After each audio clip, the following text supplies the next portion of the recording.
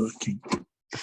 So welcome to the last session in our Spies, Lies and Secret Missions series, which I'm from the Lions Learning Project, but it's also with Jewish Renaissance and Insiders Outsiders Festival.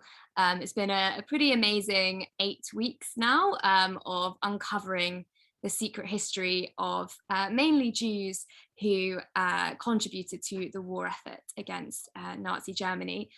Tonight we have something a little different.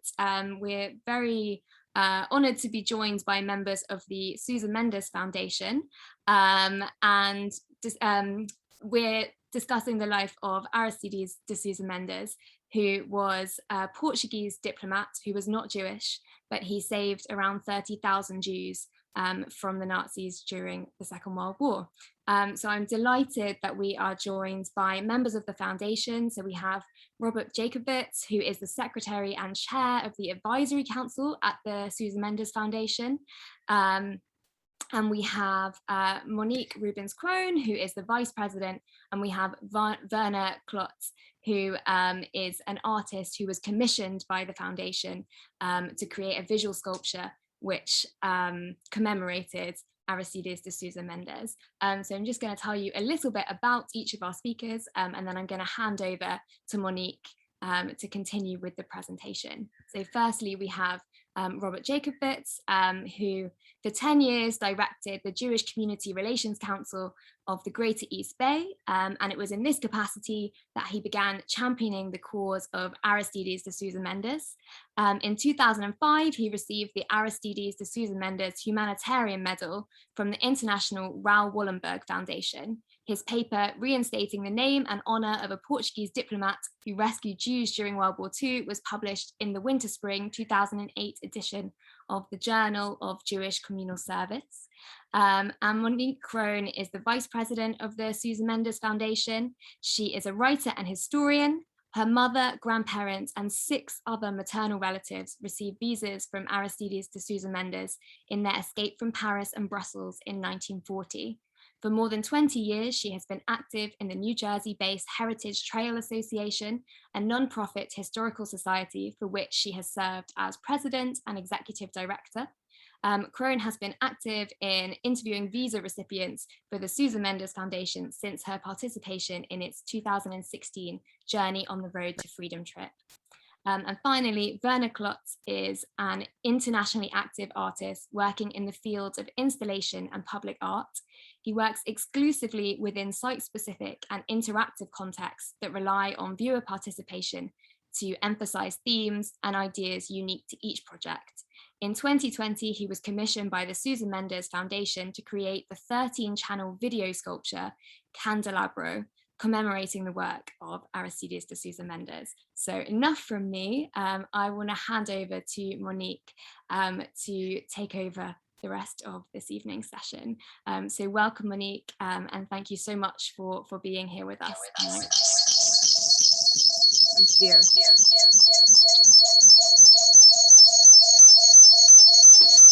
You want another device at the same time?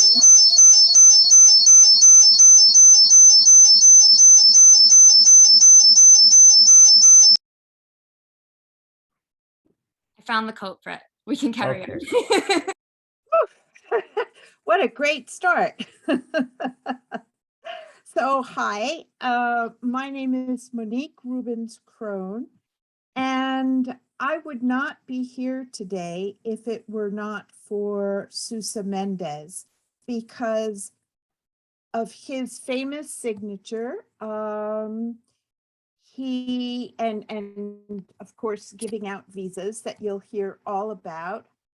He saved my mother, my grandparents, and 6 other members of my extended family. As you heard before from Emma, we're going to be talking about Sousa Mendes. That's going to be Robert's part, and you'll hear about his actions during the war. And when he's finished, I'm going to talk about his legacy, most importantly, his legacy through art. If we can switch to Robert, if you'd like to start. Yes, Thank you. Thank you, Monique. Oh, 1980, actually, go ahead. You're gonna I'm so put on the, sorry. put on the slideshow. Right. Hang on one second. I was explaining before that people of a certain age might have issues with Zoom.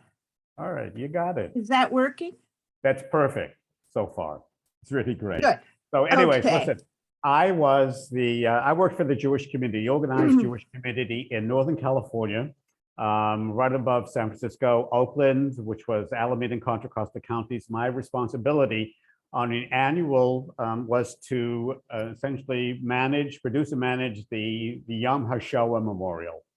And what we tried to do was to find someone who was not Jewish as exemplar of being a humanitarian. It was just prior to the Yom HaShoah program that a gentleman was interviewed in the Oakland Tribune claiming that his father was the Portuguese consul general in Bordeaux, France, and that he issued upwards to 30,000 visas, of which 10,000 were for Jews. And consequently for doing it, he was essentially removed from the Portuguese Foreign Service to die in anonymity and in dishonor and in poverty in Portugal. And that was a consequence of his disobeying the orders of the dictator president of Portugal at that time, Antonio Salazar. So what we'll be doing is giving you some of that information. And just one of the things that that Emma had stated was that he's recognized as a non-Jew, but Sousa and Mendes are old Sephardic family names, and there has been anecdotal evidence that they were descendants of Jews as a consequence of the Inquisition. And so they were most probably conversos because of that. May I have the first slide, please? This is a Sousa Mendes family in 1899. And then the two gentlemen standing are the sons, the first sons, which are Aristides and Caesar. Interesting enough, even though they're twins, one of them is older by a day because one was born just before midnight and one was born after midnight. So anyways, both of them, they were an aristocratic family and from a long history of Supreme Court judges and again, individuals who were part of the aristocracy of Portugal. May I have the next film, please? Here is a picture of Aristides and Angelina. As it was with a lot of the old families, they were first cousins. And may I have the next, please? And through their postings throughout the world, the children were born. And there were 14 children altogether. And you can read as I'm talking the names of the countries where they were born. Here are 10 of the 14 children in one of the earlier portraits. Next.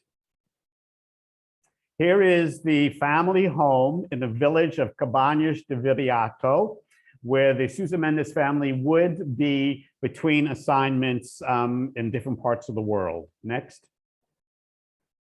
This is the building of the Portuguese consulate in May of 1940, where again, Sousa Mendes was posted and where he began his efforts in rescuing Jews and others. Next, please. Here's the Anschluss, where you see that Germany's invading the countries. And of course, you see the arrow in France. Bordeaux at that point was still part of Free France. Next. And with the invasion of France, you will see in the next slide some of the chaos that was happening in France. Oh, sorry. That's your cue. There you go. So here's an opportunity, but in any case, clearly people are leaving for their lives. It was absolutely chaotic, and clearly the trains were one of the main transportations in leaving France to get to southern France to be able to escape the Nazis to free France. Next.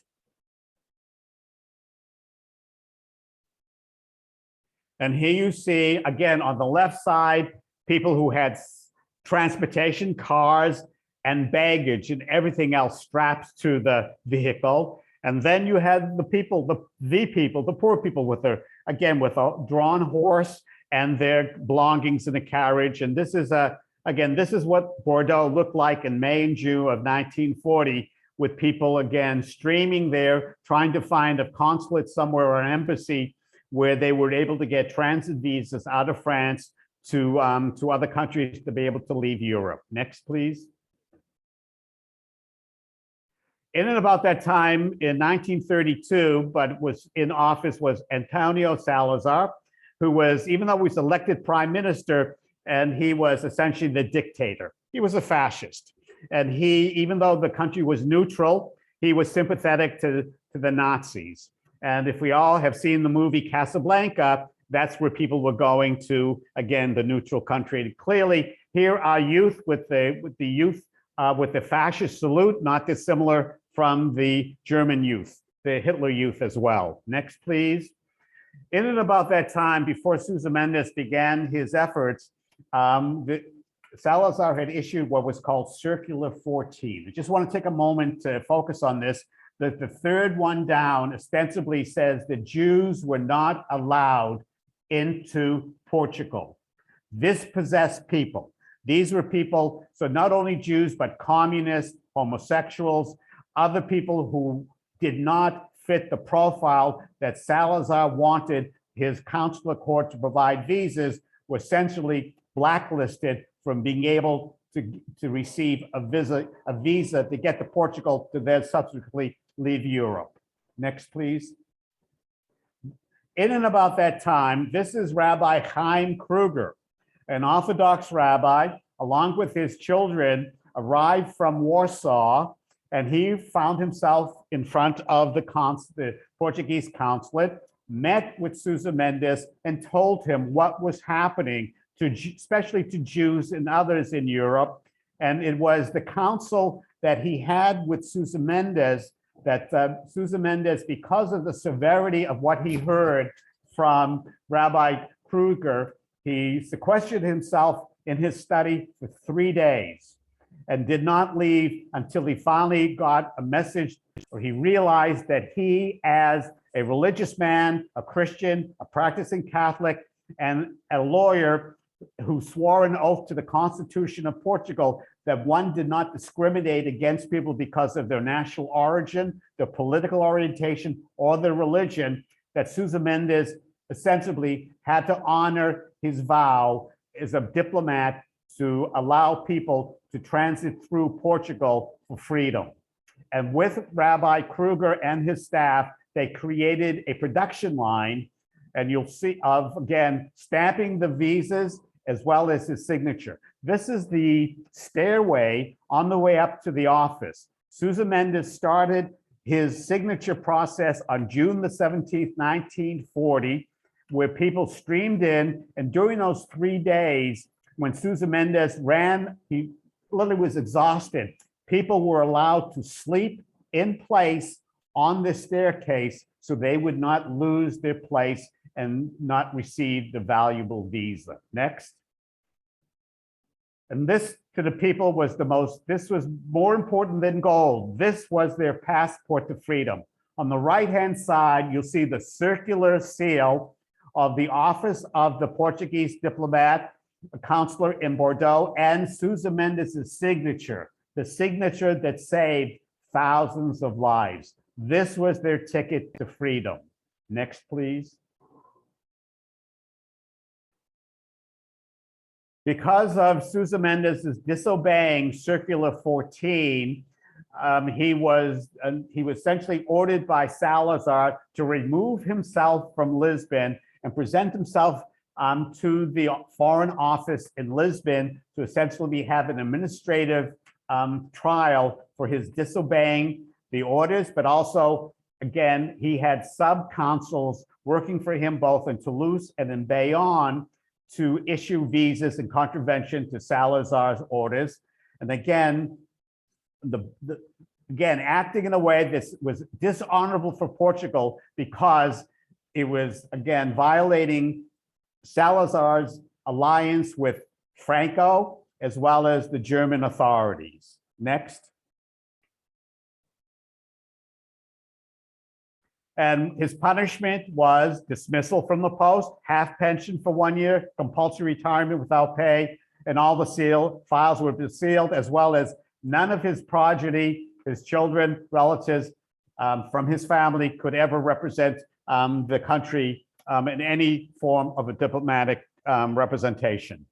And he died. Next, please.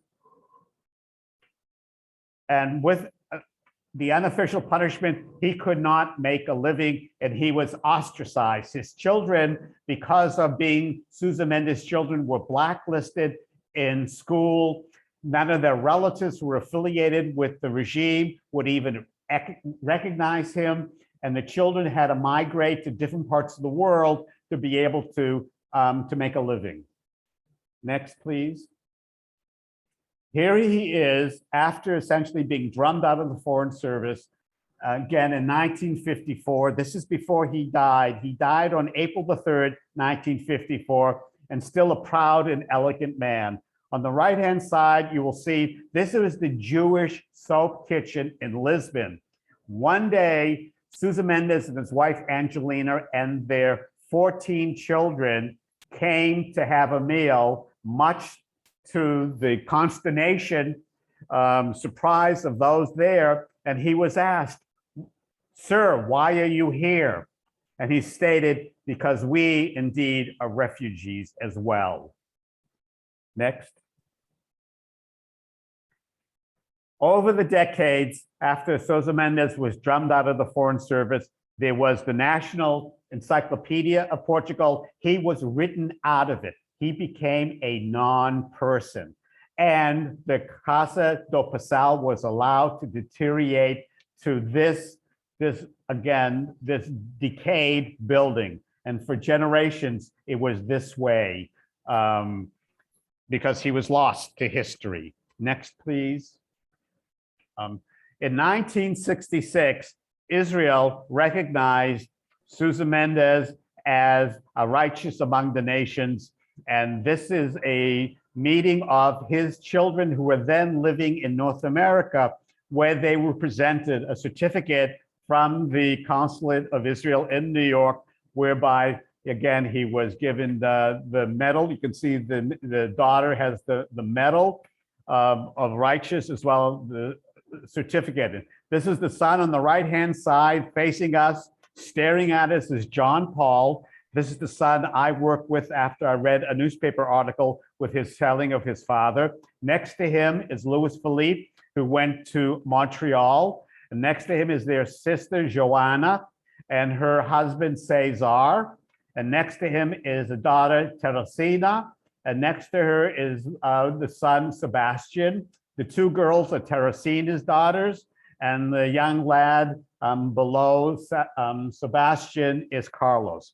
I had the honor, after I started in 1986, visiting Portugal and had worked with 8 of his children as well as their spouses, and essentially working towards the recognition of Sousa Mendes. And down on the right-hand corner below Jean Paul is the plaque that is in front of the tree at Yad Vashem, that he was again memorialized by having that tree. Next, please. In the late 80s, I launched an international campaign when I was working with the Jewish community. I was allowed to form what was called the International Committee for the Commemoration of Dr. Aristides de Sousa Mendes, and realized that if anything was going to happen, we needed to do it in the United States, since I was living in California. And I was very fortunate enough to be able to network myself with Congressman Tony Coelho, who was the whip of the Democratic Congress during that time, which meant he was responsible for meeting foreign diplomats, secretaries of state, ministers, when they came, if they needed to come for essentially foreign aid. And Portugal at that point was one of the poorest of the Western countries.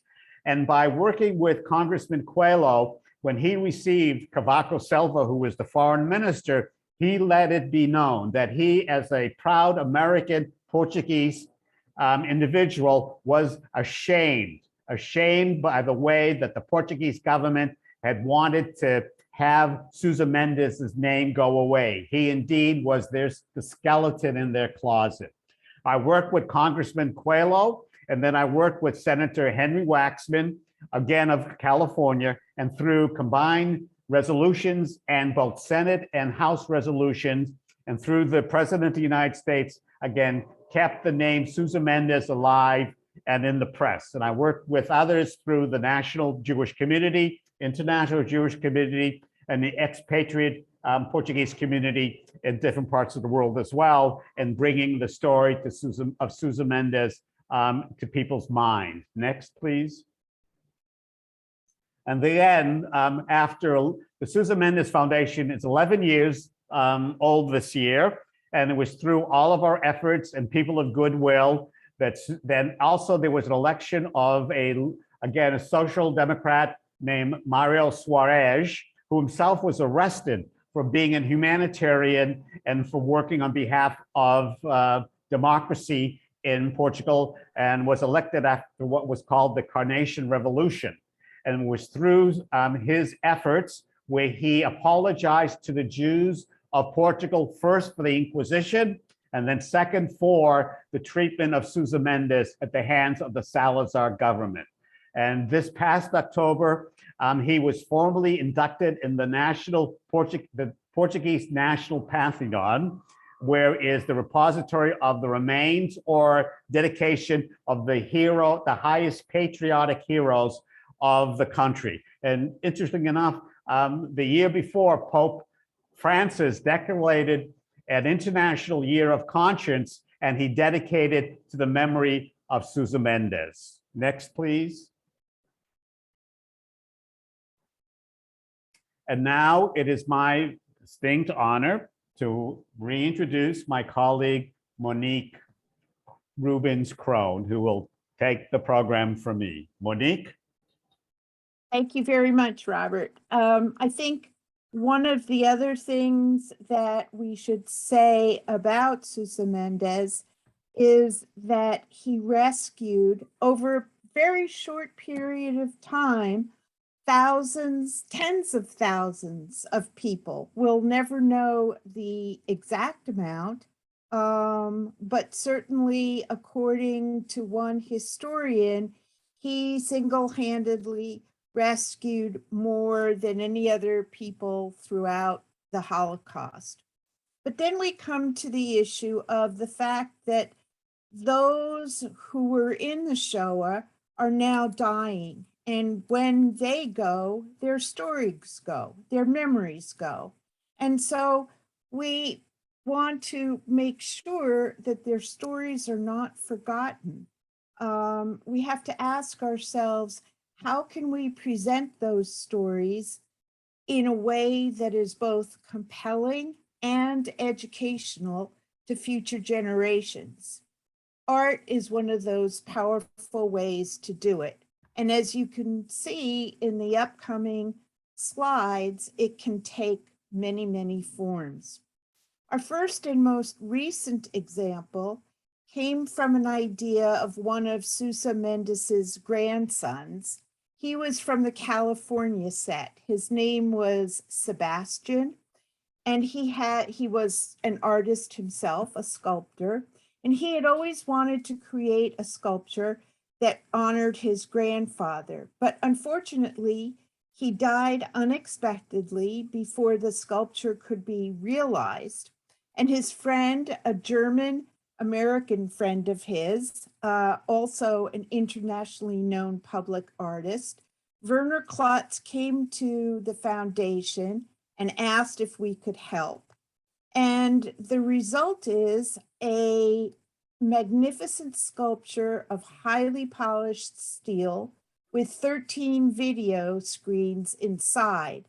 It is displayed with original, haunting, and moving music, originally composed by a German composer of the name of Almut Kühne. And next we have a brief clip This is at the Pantheon.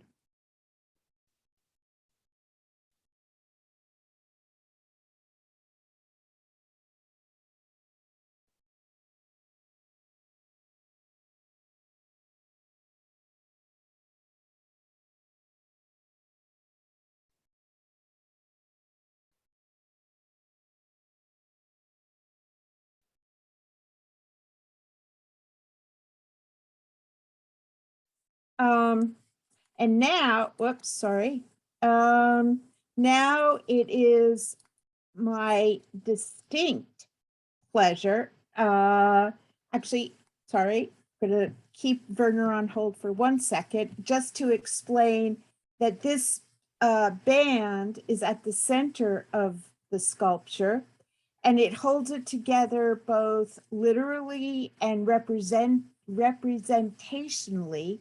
And it displays Sousa Mendes's famous phrase that was behind his decision, which was that he would rather stand against God than Stand with God. stand with God than with man against God. And so now we have this beautiful sculpture that represents the turmoil of those 3 days when Aristides was locked in his study, trying to make up his mind about what he was going to do with these hundreds of thousands of refugees. So with that in mind, I am now very pleased to introduce Werner Klotz, who put together this magnificent piece of art. Werner, so I guess my first question to you is, He has to why did you? unmute himself. Yep, you have to unmute yourself. Okay. Yes, okay, good. So my first question is, why a chandelier? Well, this goes back to one of the few informations, as you already said, his grandson, Sebastian, friend of mine, died completely unexpected by a stroke. And one of the few informations I had was a story he wrote. Also, he told me that also once. And that was that he, as a young person, maybe 6-7 years old, as Robert said before, when the family was spread all over the world, and his family grew up in, and he grew up in San Francisco. And after he got rediscovered as his grandfather through Yad Vashem, more and more people showed up by his father. And he remembered a situation that a Jewish person, you have to excuse, because he was a 6-year-old, 7-year-old, and he pretended to sleep on the sofa in the kitchen where his father met this man. And this man, so it's all like vague, but this person told his father that he escaped from a concentration camp, most likely in Poland. And his father asked, how did he do that? I mean, he didn't have any food, any proper clothes and all that. And Sebastian remembered that, and maybe he mixed that up half in sleep, that this man said, oh, I was not hungry at all. I pretended always, when I was hiding on this field somewhere, I was pretending that I just came from an incredible banquet, that I had a lot of food and champagne, and the stars above me in the sky in real, there were chandeliers.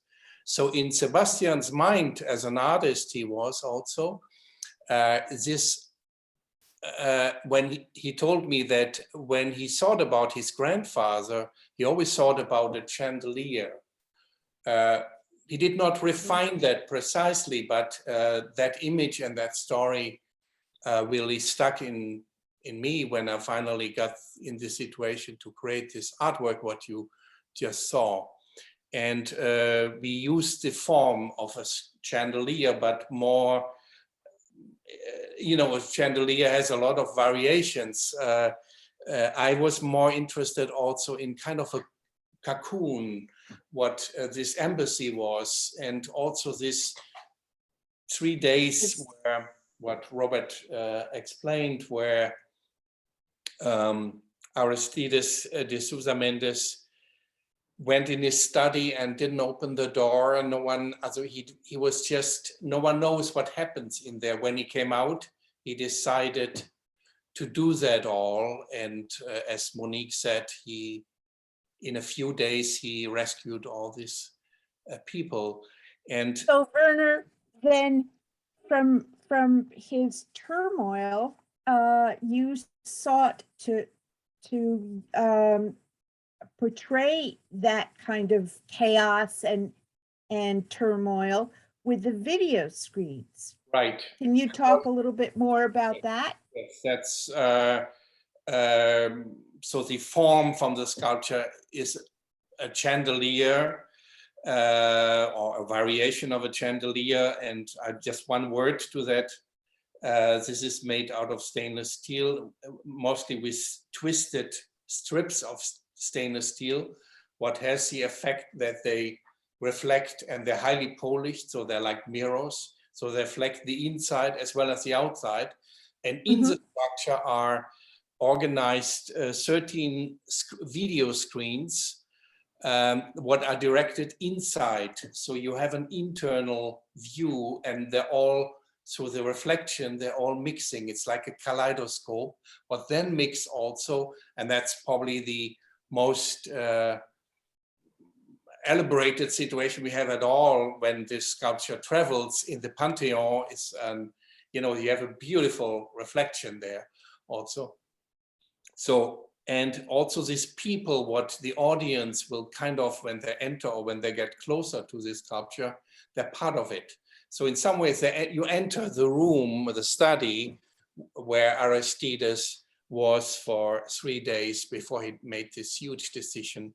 And we didn't have much original material from the time, because that's also a cost factor. And so mostly, I would say 80% of this video material then is filmed by me. And also there are, as I said already, 13 screens and 13 themes, different themes I decided for example, his family, his relation to his brother has an own video screen with material on it, or Salazar also, his also one about Rabbi Kruger, what was a very big point that he We need to. Okay, go ahead, Werner. okay.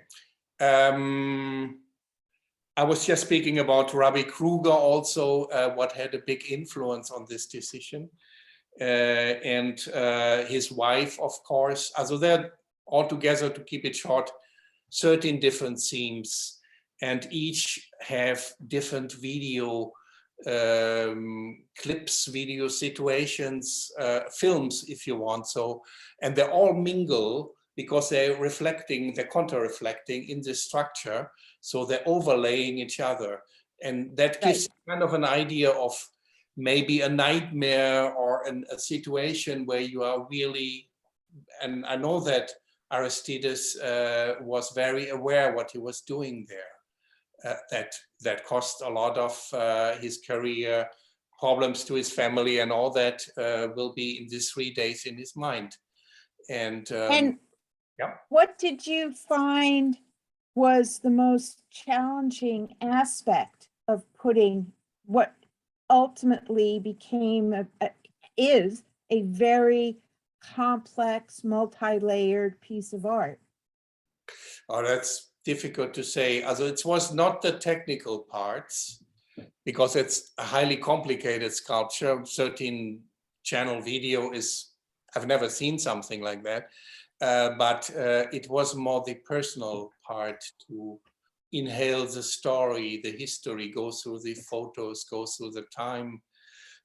One personal situation I had also, it's a Jewish organization you're representing here, but Aristides de Sousa Mendes was and Robert pointed out he might have Jewish roots, but he was a strong believing Catholic person, as his family. And I grew up like this, and I went out, I think with 14.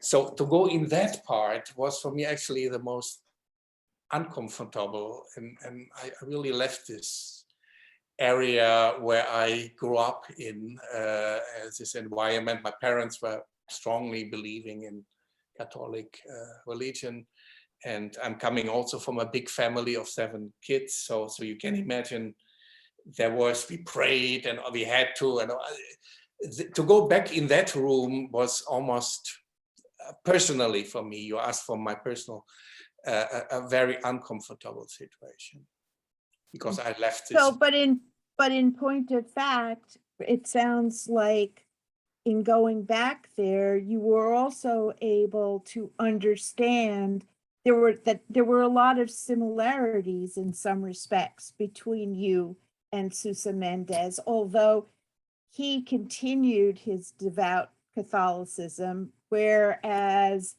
you decided to leave it. Well, I don't want to get too much in that, but I'm Right. answering the question. But in general, it's I really liked the time where I was working on it, because there was this.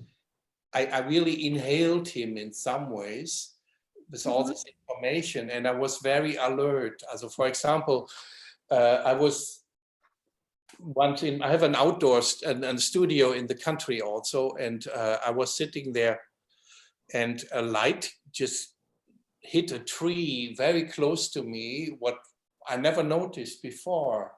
And in that tree, in the crack of this tree, apple tree, there was suddenly a little Madonna to see, and I filmed that immediately. As I was aware and alert to Right. what are really strange scenes in what you see there in this video sculpture. There was a light hitting this room through an old glass. So for a second, and I was standing by random in front of it, and as a reflection on the wall, I was kind of almost as a skeleton or as an X-ray to see. So I filmed that. And that's also part of that. The sculpture. Like someone symbolically goes inside of itself, as Sousa Mendes at that time. Thank you. Thank you very much. I'm going to stop here and carry on. I'm sure people will have many more questions for you. But in the meantime, I'm going to try and share my screen again.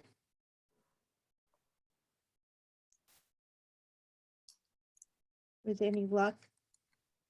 Can people see the screen? Yes. Yes. Good. Okay. So I just wanted to point out to folks that the sculpture had its first exhibit at the Museum of Resistance and Liberty in Portugal, which was very symbolic because the fortress in which the museum is housed was where the political prisoners of Salazar were imprisoned. And as you can see on the right, it was in this beautiful little enclave within the museum. And we had the pictures from the video showing both inside and then outside.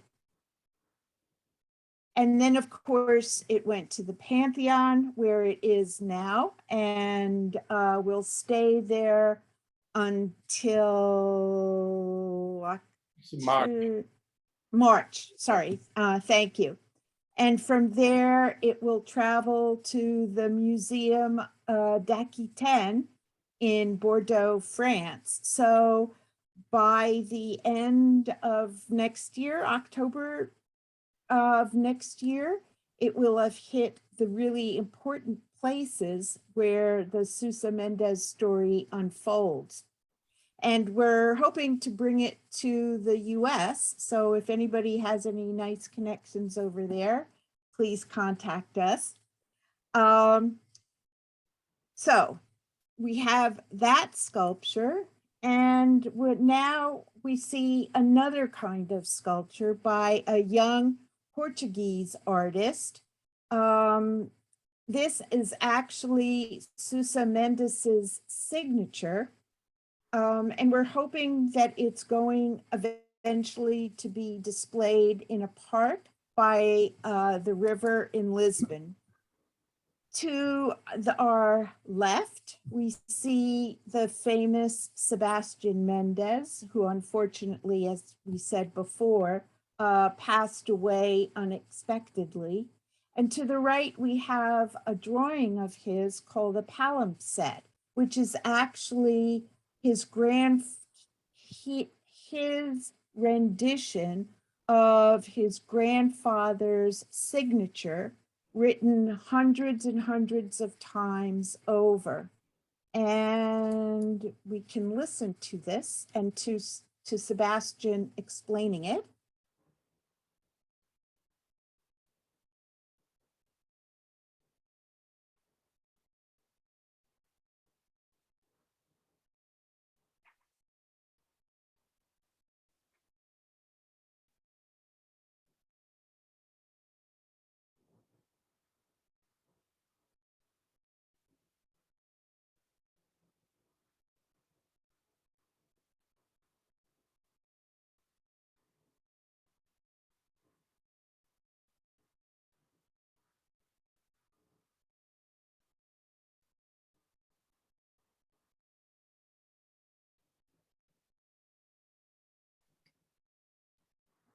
The audio's not working.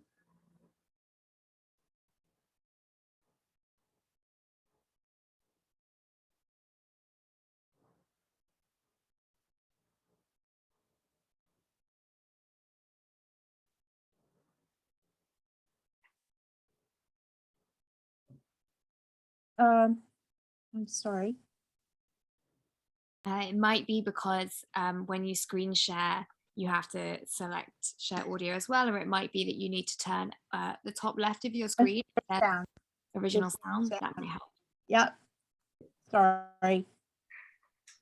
And eventually, throughout my youth and as a teenager, I increasingly became aware of the incredible magnanimity of my grandfather's actions and what that meant. And I think one of the most striking images for me in the legacy of his story, besides the fact, the most important fact, that he saved so many thousands of lives and that he was able to rise above the authority of a dictatorship and answer to a higher authority, that he chose to disobey the orders of his government, which led to his being able to save lives. But he did that basically through a simple gesture of taking a refugee's name and putting it into a visa, and then writing his own name, Aristides de Sousa Mendes, and he had to repeat that thousands of times under extreme duress and the pressure of the fact that he knew that the Germans were going to be arriving in Bordeaux, France very shortly. So he did that for several days, working around the clock I don't know if anybody really knows exactly how many hours, perhaps my uncle Pedro Nuno in his oral testimony, but it was surely something like 16, 18, 20 hours a day, or at a stretch anyway. And when he had finished that, he stood up and he just collapsed unconscious for several hours before he could be revived. So that image of my grandfather sitting at his desk with pen in hand and writing these refugees' names and the visas and signing his own, that was the image that stuck with me for a good 40 years or more. It wasn't until my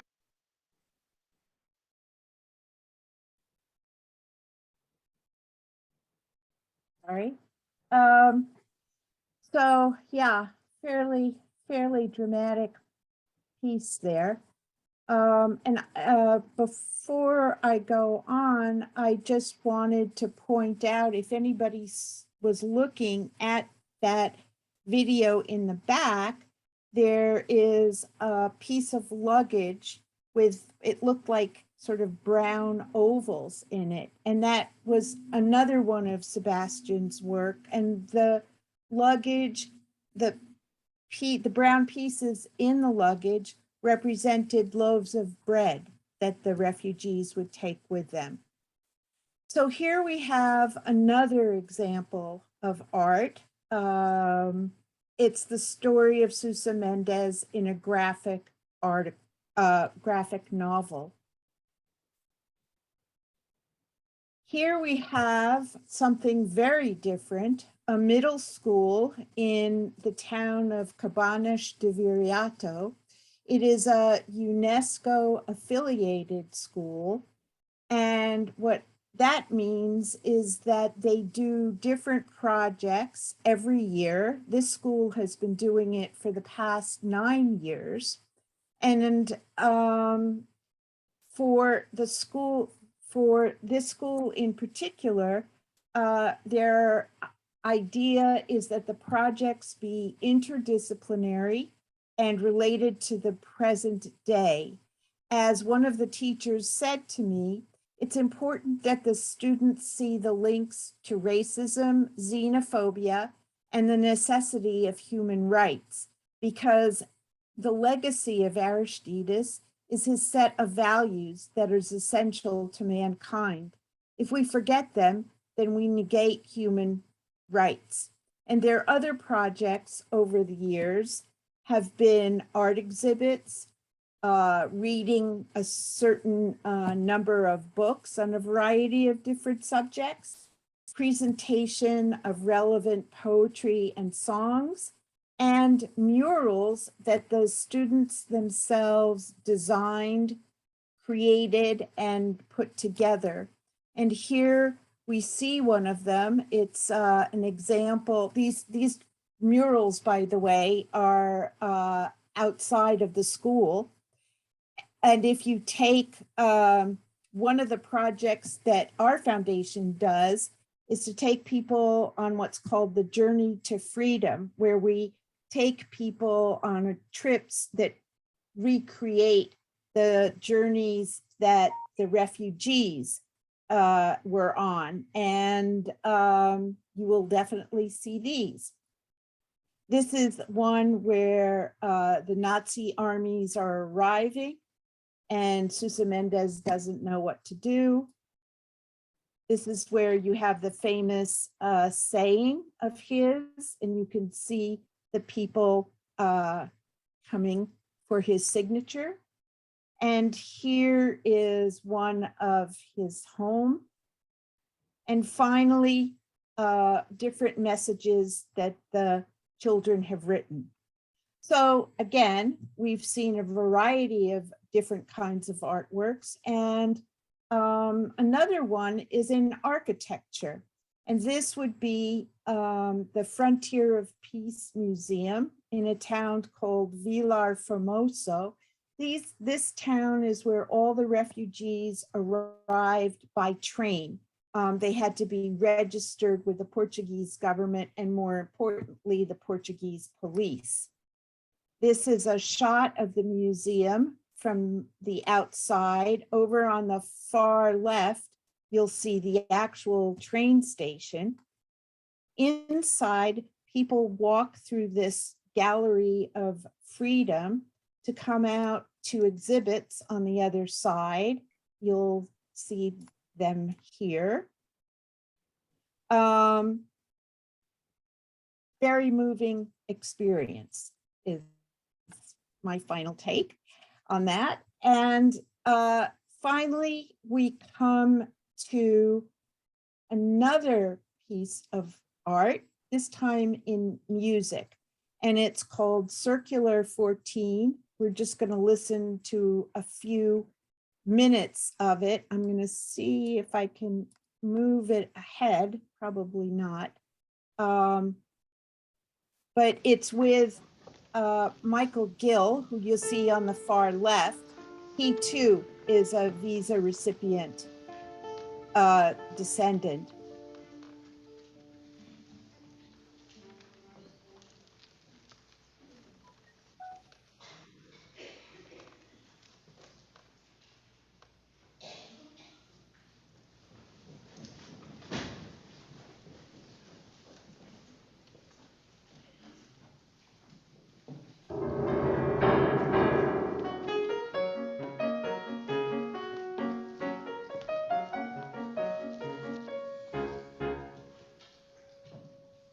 This is your Prime Minister, Dr. Antonio de Oliveira Salazar, with a special message to the Diplomatic Corps of Portugal, a message to be known henceforth as Circular 14. As of today, November 11th, 1939, the following directives will be in force, effective immediately.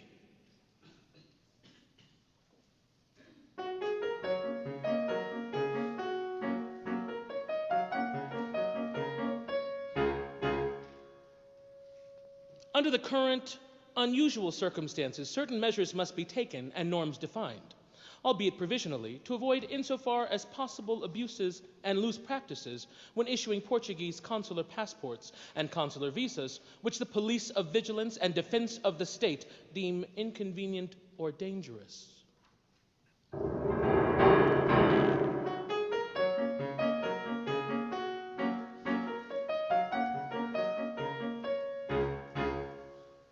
Consuls may not grant consular visas to the following without previously consulting the Ministry of Foreign Affairs: foreigners of undefined, contested, or disputed nationality, stateless persons, bearers of Nansen passports and Russians, foreigners who do not explain their reasons for coming to Portugal to the consul's satisfactions, and those bearing in their passport a declaration or sign that they may not freely return to their country from whence they come, and Jews expelled from their countries of their nationality or from whence they come.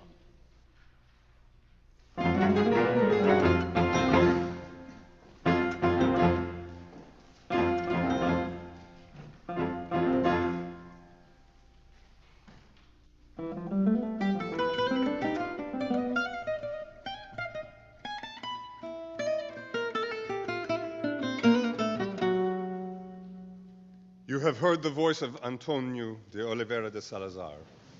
Speaking in the fall of 1939, he called himself Prime Minister, but in fact, he was dictator. Portugal was a neutral country in World War II, but Salazar was a secret Hitler sympathizer. My name is Aristides de Sousa Mendes. When Circular 14 was issued, I was the Portuguese ambassador to Poland, living in Warsaw. My twin brother, Aristides, was the Portuguese consul general in Bordeaux and the senior Portuguese diplomat in France.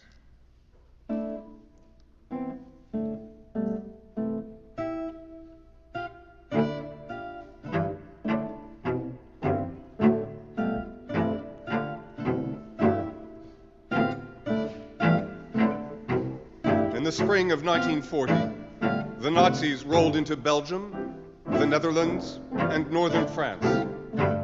Countless refugees flooded south, and at least 100,000 of them ended up in Bordeaux, encamped near the Portuguese consulate with no food and no shelter.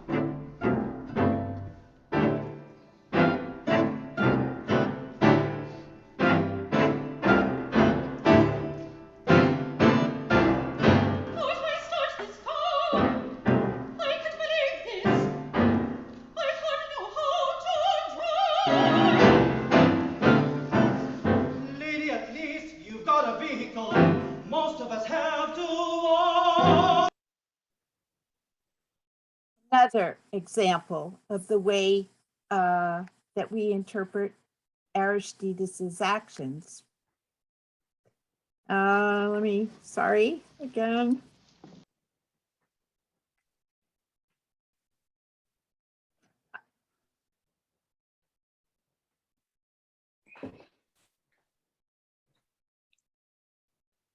Screwing this up.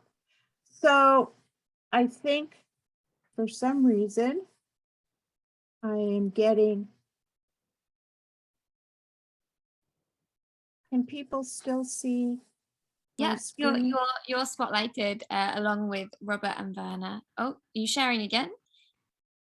No, I'm going to stop the share. But but for some reason, it's not coming up with my last 3 slides. I apologize for the technical difficulties. But what I wanted to say in closing is that we've seen a lot of different ways that art interprets memories. And it's the way we remember. And so the question really then becomes, how will you remember these stories? And how will you make sure that future generations will have Sousa Mendes in their minds and remember his moral courage? So before we turn to questions and answers, I'm going to turn it back to Robert very quickly to tell you a little bit about the different things that the Sousa Mendes Foundation does. Shameless self-promotion here, and then we'll open it up to questions and answers. Thank you very much. Thank you, Monique. Robert. We're an organization. We're housed in New York State. Our website is Sousa, S-O-U-S-A, Mendes, M-E-N-D-E-S, foundation.org. If you have the interest, log on to that. You will find that we have a tremendous amount of information relative to those who were saved and their family papers and testimonials. And we encourage people to work with us to provide us information if they know of individuals. Interesting enough, we have not had any visibility in the United Kingdom.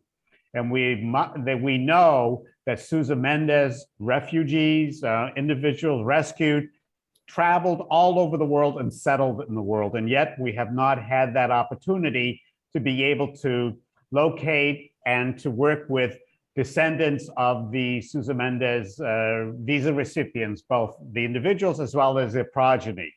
So if there's a way that you'll be able to work with us with that, would be wonderful.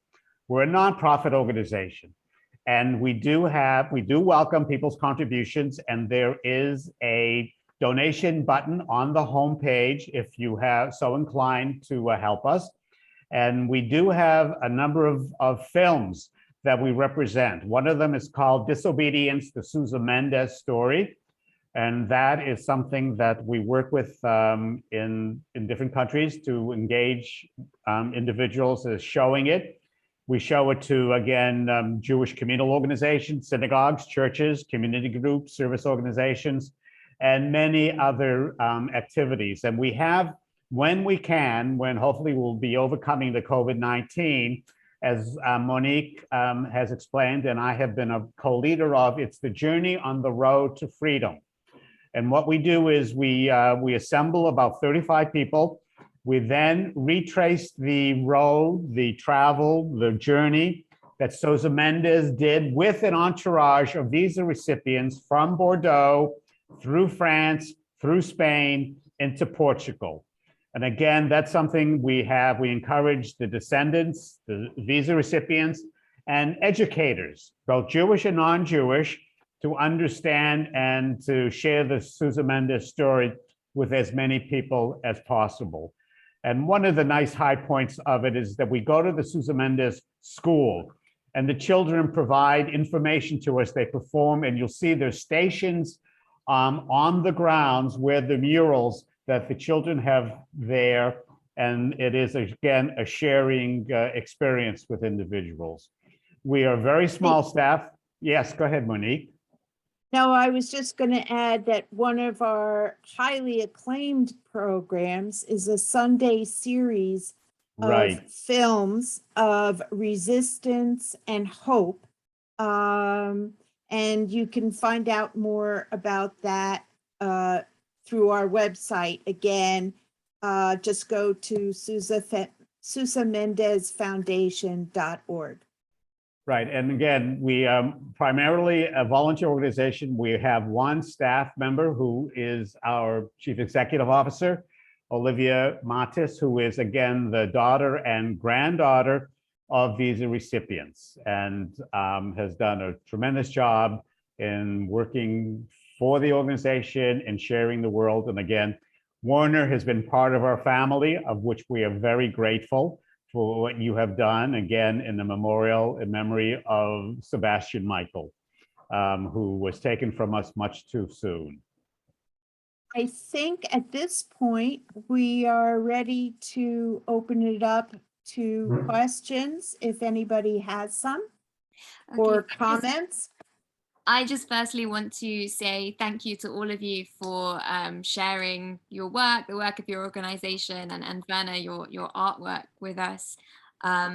I definitely want to try and see it in the flesh whenever the red lists allow, whenever we can travel. I'd love to see it. And thank you for telling us all about the work of the Sousa Foundation, the Sousa Mendes Foundation. I just have one question to start us off, and then we'll see if other people want to write in the chat their questions as we go. So yeah, I'll start with a question. So I was really struck with the video that you showed with the orchestra and reading of Article 14. The language really struck a chord with me. I work with refugees as a volunteer, other than my work with Jewish Renaissance, and I've been very invested in protesting against the new borders bill in the UK, which I'm not sure if you're aware of, but there's quite a lot of language against. It's basically making it harder to arrive in the UK as a refugee. And I'm thinking about the thousands of people who are camped in the forest in Poland, or between Poland and the Ukraine. I'm thinking about what's happening in North America, I know, because you have a different context to me. And I'm just wondering if any of your work, either artistically or at the foundation, is also interested in the contemporary context of refugees, if that's occurs to you. I can say something to that. I forgot to mention that, or it's not the short time. In the sculpture, in the video program, and the sculpture are, for example, scenes from Bidi Bidi, what is the biggest refugee camp in the world. It's at the border of South Sudan. I went there and I filmed there. And also from a place in Uganda called Nachivali, what is at the border of Rwanda and Burundi and Congo.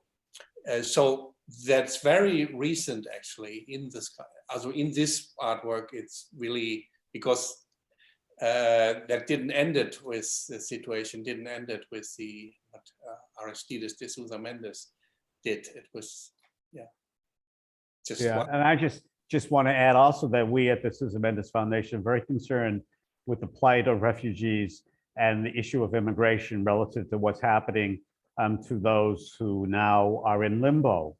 And we are very concerned, and we again do the best that we can with the resources we have to essentially remember what Sousa Mendes did and how it's being replicated now throughout the world, and refugees, immigrants are being devalued.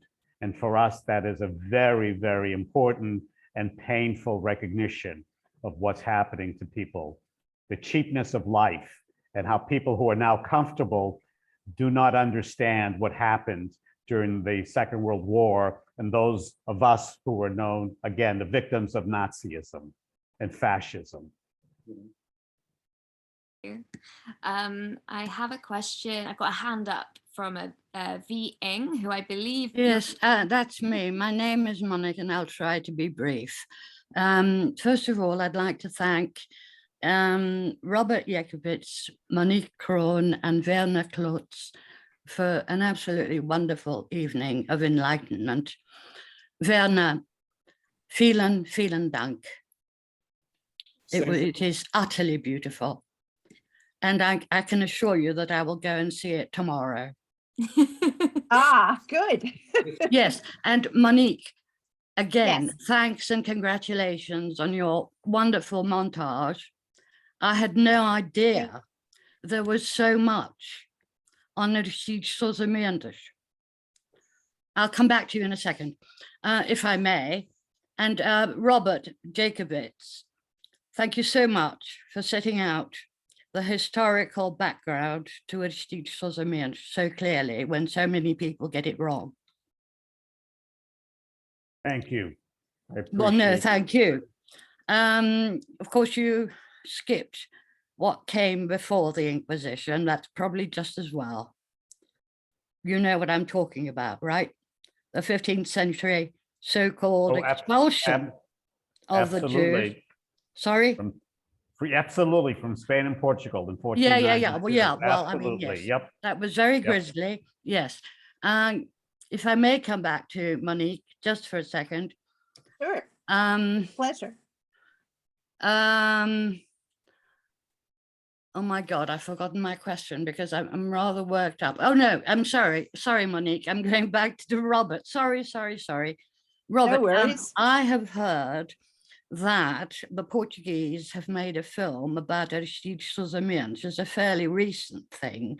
Have you seen it? And if so, can you reassure me that it's not some sort of mess?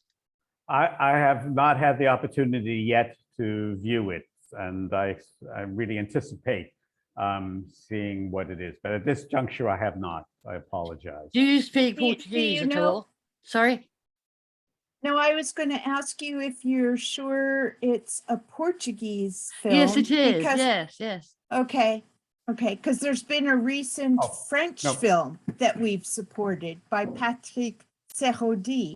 I No. don't know if that's, no, okay. No, I'm talking about a Portuguese film because the names are Portuguese, so it's obviously Portuguese. Well, Yeah. there is through the synagogue in Porto, there has been a docudrama relative to Jews and their situation in Portugal at that time. And so that's something that was financed through the synagogue in Porto. And we've seen it, and it's a very good and accurate representation of the situation, what was happening to Jews, and bringing some of the conversos, or those who had lost their contact with world Judaism, back to Judaism. And so, Are you talking that's how about we're having- Belmont? Are you talking about Belmont? No, not Belmont, but this is Okay. in Porto. This is different, right? It's a Right. production again, and but it's a good movie, and I've seen it, and yes. No, but that I'm one, talking if that's about the a one you- feature. I'm talking about a feature film which has been released in cinemas. No, I'm not familiar. Well, then, no, I'm not aware of that particular one at this point. Nope. Thank you. But if you Just going to- leave, oh, sorry, I was just going to say, if you leave your email with someone, I have many friends in Portugal, and we can get the lowdown from them and get back to you on that.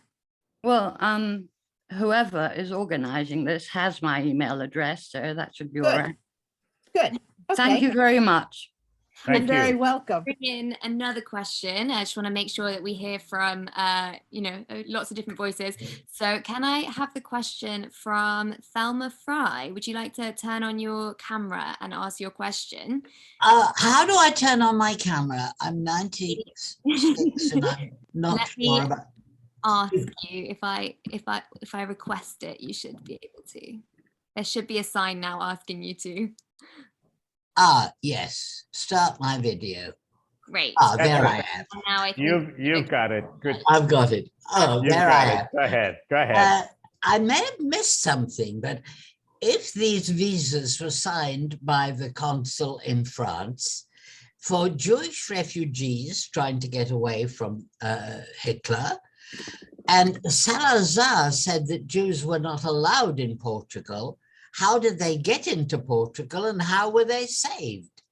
Well, it's very simple because Sousa Mendes essentially disobeyed orders, gave them the transit visas to travel through Portugal to other areas. And so some of them, he gave them fictitious names, but he was essentially, they were allowed through the different transition posts to be able to get to Portugal or to get to other countries to freedom.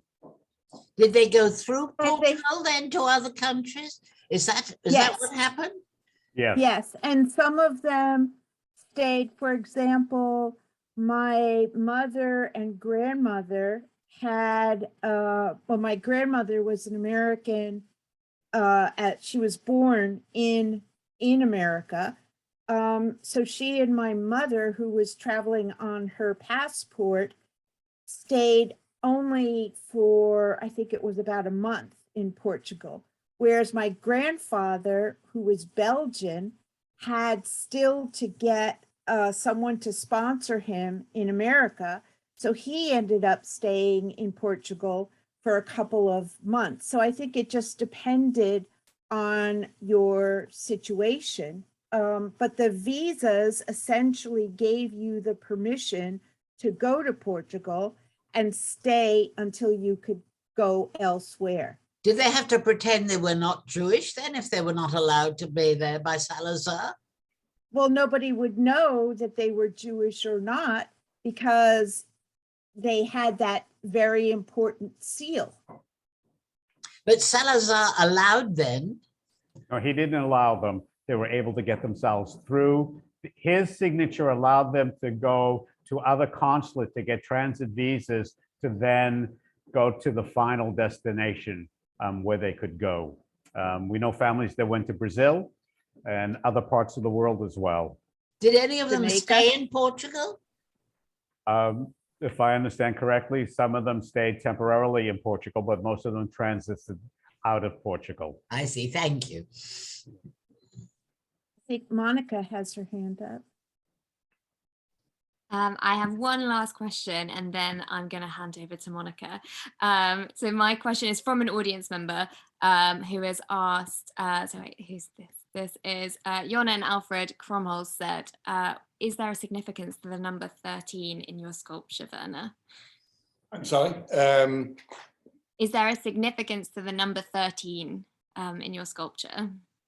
That's a question I've never got asked before. And I know that goes in, there are some, not the 13th floor and so in hotels and all that. No, it has not a reason. It has simply the themes, how we organize this sculpture, other these themes turned out to be 13. And also the sizes from the screens and all that dictates you as a sculptor, then it gives you measurements. So it turned out to be that number. I'm not, as you say, I'm actually not 100% sure right now because that's 2 years ago. And I think it was 12. And then I decided to do another one that we not have this synchronity and symmetry with this. And the sculpture are two parts. So one part has actually 7, the other 6 screens.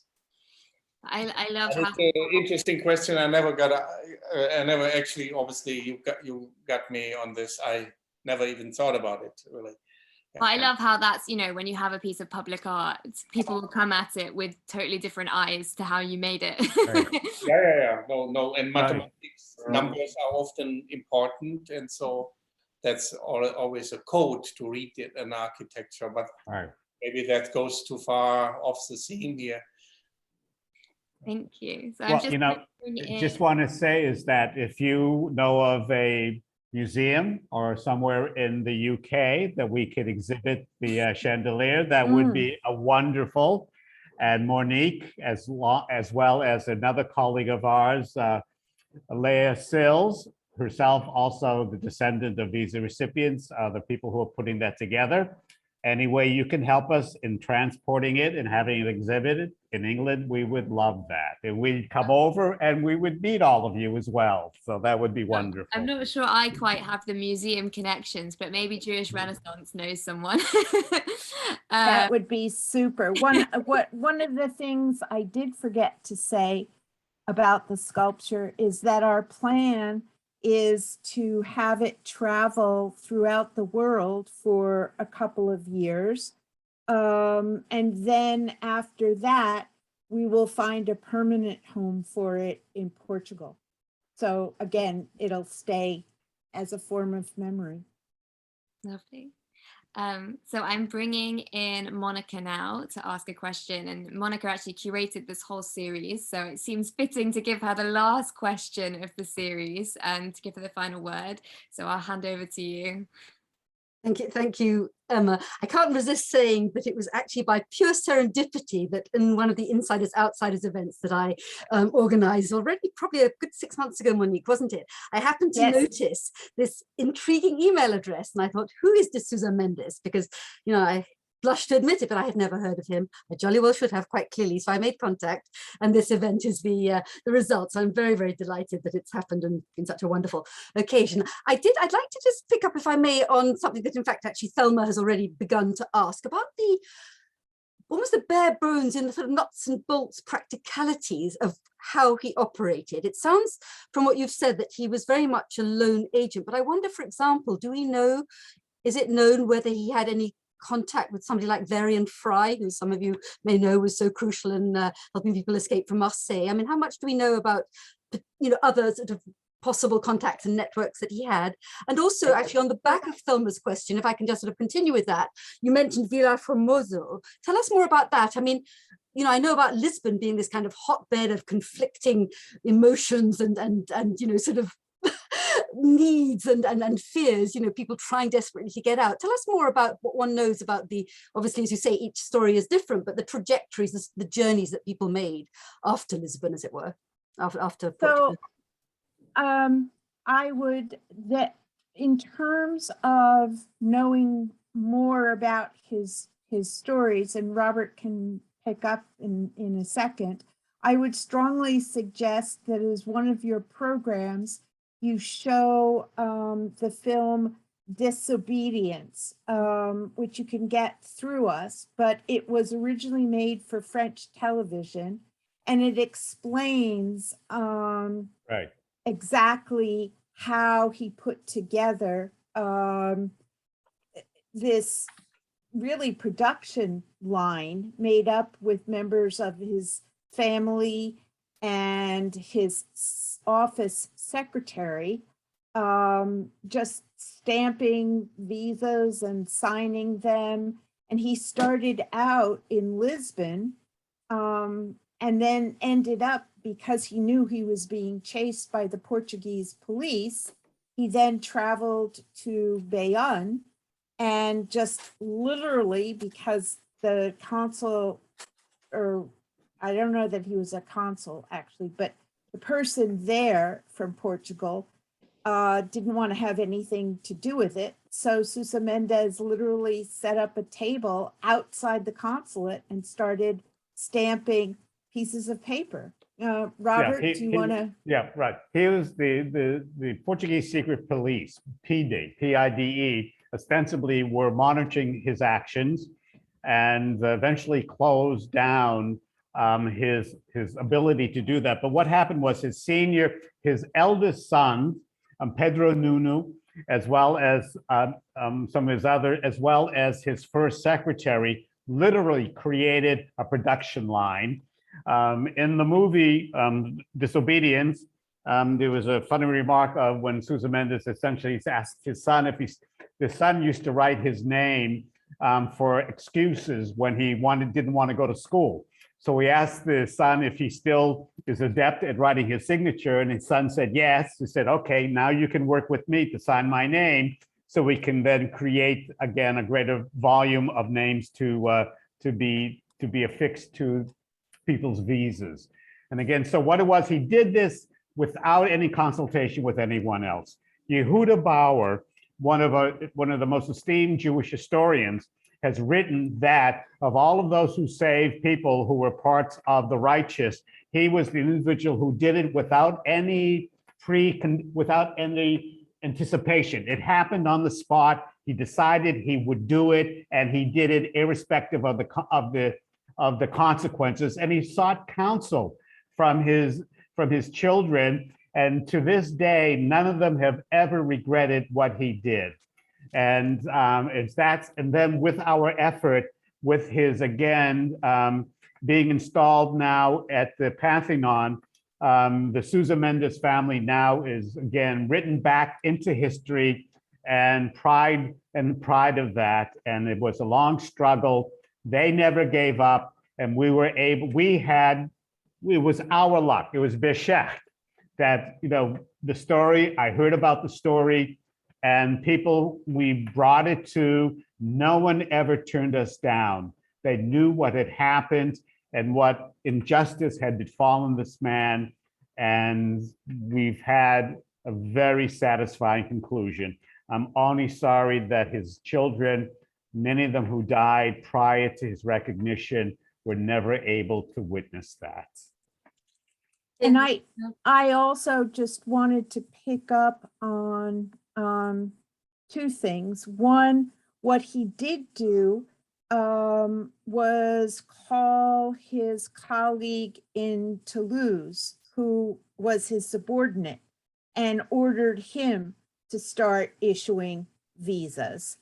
And also, in terms of your question about Villar Formoso, it's a beautiful museum, and it's the hope, particularly of the museum's architect and others there, to be, as you said, somewhat in competition with Lisbon, and to have the town become a cultural center with refugees at its foundation. And so most recently, a group of young Afghani musicians have settled in the town, and they hope to start performing and have a hand in making Villar Formoso a cultural center in the same way that Lisbon is. Wonderful.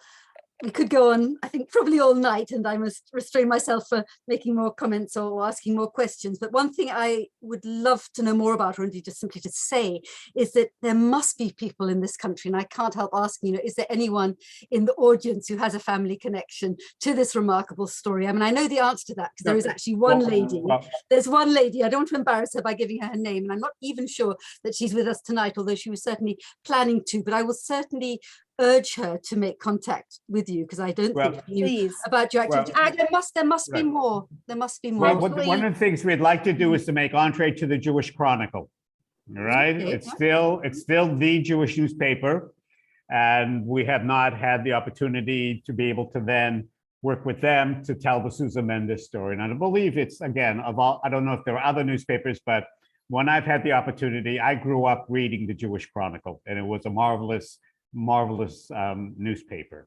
Well, there's always, of course, Jewish Renaissance magazine, which I've been working with. Well, I don't know about that, and so that's one more thing we can work with. Absolutely.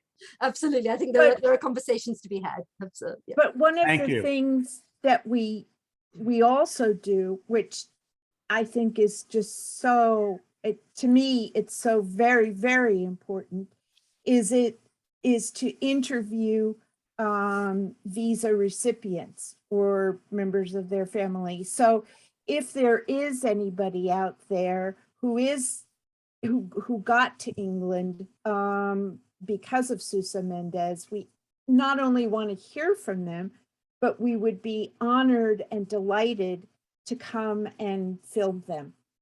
Well, we've done For that. our I've done that archives. through Zoom. I've done that through Zoom. All right. I was able to So there interview a you visa go. recipient in Brazil. So with the Zoom experience, everything is possible these days. Just this program, Werner's in Germany, Monique's in the United States. I am now living some of the year in the Republic of Panama, and you're in England. So here we are, and we've crossed all national borders to be together today. Absolutely, and I'm grateful for that. I think we must draw things to a close. I'm seeing that it's nearly 9:30 British time. It's late for you, Werner.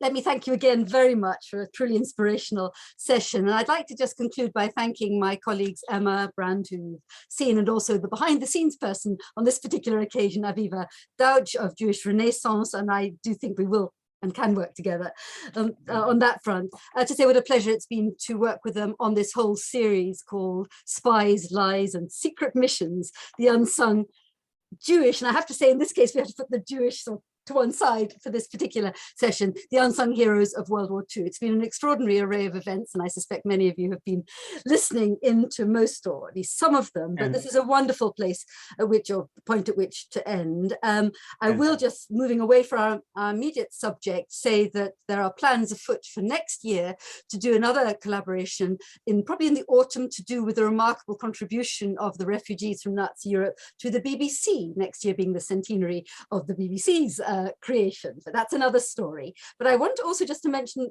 a book that seems to me actually to tie in magnificently with everything that's been talked about today. It's been much in my mind. In fact, I'm in the process of reading it, and I'm going to be organizing an event actually next month in January about it. It's the republication of a 1944 novel by Anna Seghers, by Virago Modern Classics, a British publishing company called Transit. You mentioned, I think, Robert, briefly, that crucial, the transit visa. And it's an extraordinary, it reads like a novel. It's an amazing read. I would urge all of you to go away and read it for, if you like, the other side of the coin, what it felt like to be a refugee in so dire need, you know, such desperate need of those precious visas. So enough for one night, I think.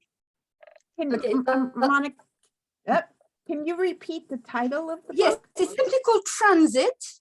Transit. Okay.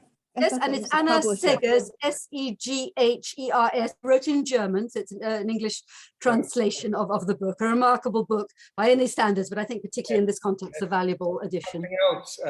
There's a film, featured film, what came out based on this book. Yes. Maybe a few. Absolutely. In fact, I will end with that. You're quite right, Werner. It's also called Transit, I think, isn't it? Yes, it is. What's interesting there, and it ties in, Emma, with what you were saying, and I know we're going on far too long, but I can't resist it because it's set in Marseille, which is actually strangely contemporary, as in today. And the whole idea is precisely to make the links between refugees then and refugees now. So I think that is indeed a very good point at which to conclude. So thank you, everyone. Thank you for being here, and all the very best. Have a good break, and thank you very much. Many thanks. Quickly, at the end, I'd just like to very quickly do a plug for next term. We have more Lions Learning and Jewish Renaissance events. So we have a whole series starting the 17th of January, a very different topic. This time we will be exploring Jewish medical ethics in light of advances in technology. That starts on the 17th, so it'll be every Monday night for 6 weeks. And on the 12th, we also have Age of Confidence. We have an event called Taking Center Stage, which is about, it's a retrospective and looking to the future of British theatre. So very different topics. But those are to look out for in January. So keep an eye on your inbox, subscribe to Jewish Renaissance's mailing list, and we hope to see you at events in the new year. So everybody have a very good festive season and new year, and yeah, hope to see you in January. And thank you again to our speakers tonight. I'm gonna end. Thank you very much. Thank you for having us. Thank you very much indeed. Bye, everyone. Cheers.